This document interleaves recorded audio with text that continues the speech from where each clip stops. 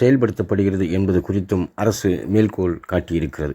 முன்னாள் இங்கிலாந்து பிரதமர் டோனி பிளேயர் இந்த சட்டத்தை கொண்டு வந்த பின்னர் வருந்தினார். முக்கியமான விஷயங்களில் ரகசியமாக விவாதிக்க முடியாவிட்டால் ஒரு அரசாங்கத்தை நடத்த முடியாது என்று அவர் குறிப்பிட்டதை ஆய்வு அறிக்கை சுட்டிக்காட்டியிருக்கிறது.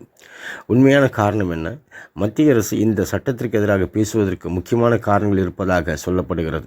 அதாவது, தேர்தல் மூலம் பத்திரங்கள் எந்தெந்த நிறுவனங்கள் எவ்வளவு நிதியை பாஜக உள்ளிட்ட கட்சிகளுக்கு வழங்கின என்பதை ஆர்டிஎம் சட்டம்தான் வெளிச்சத்துக்கு கொண்டு வந்தது.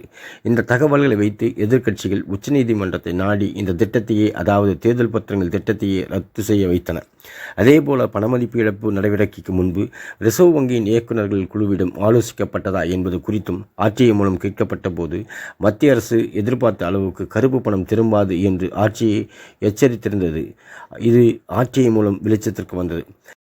பிரதமர் நிவாரண நிதி ஒரு பொதுவான அமைப்பா, தனியார் அமைப்பா என்பது குறித்து ஆர்டிஐ கேள்விக்கு தெளிவான பதில் அளிக்கப்படாதது பெரும் விவாதங்களை ஏற்படுத்தியிருந்தது. இது அரசின் வெளிப்படைத்தன்மை குறித்து விமர்சனங்களை உருவாக்கியிருந்தது. அதேபோல நாட்டில் வேலையில்லா திண்டாட்டம் 45 ஆண்டுகளில் இல்லாத அளவுக்கு அதிகரித்துள்ளது என்ற NSSO அறிக்கையை அரசு வெளியிட தாமதித்த போது ஆர்டிஐ மூலம் அந்த தரவுகள் வெளியாகி அரசுக்கு நெருக்கடியை ஏற்படுத்தியிருந்தன. இது தவிர பெரும் தொழிலதிபர்களின் வார கடன்கள் எவ்வளவு தள்ளுபடி செய்யப்பட்டுள்ளது என்கிற விவரங்கள் ஆர்டிஐ மூலம் வெளியாகி எதிர்க்கட்சிகள் அரசுக்கு எதிராக நெருக்கடியை கொடுத்தன. ஆக, மத்திய அரசு ஆர்டிஐ சட்டத்தை மறுபரிசீலனை செய்ய உண்மையான காரணமே இந்த விஷயங்கள் தான் என்று எதிர்க்கட்சிகள் விமர்சித்திருக்கிறது. ஆக, எது எப்படியோ ஆர்டிஐ சட்டத்தை ரத்து செய்வது மூலம் சமூக ஆர்வலர்கள் இந்திய ஜனநாயகம் சட்டம் வெகுவாக பாதிக்கப்படும் என்பதுதான் சமூக ஆர்வலர்களின் கருத்தாக இருக்கிறது.